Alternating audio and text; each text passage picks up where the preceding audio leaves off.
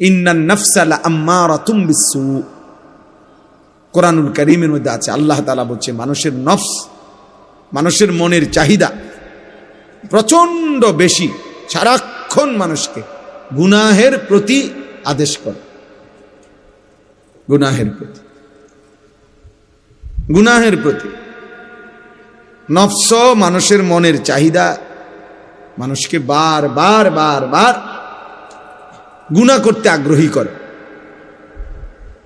এজন্য চোখ নামাইতে ভিন নারী থেকে দিল বলে কম, তাকাইতে বলে বেশি।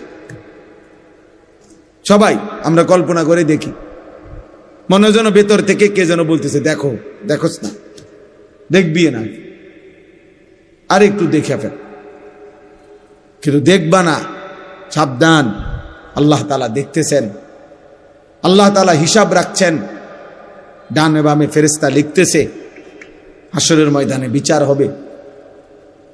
এই কথাটা মনে করানো ভিতর থেকে, এটা কম, এটা কম। এই জন্য আল্লাহ তাআলা বলছেন মানুষের মনের চাহিদা মানুষকে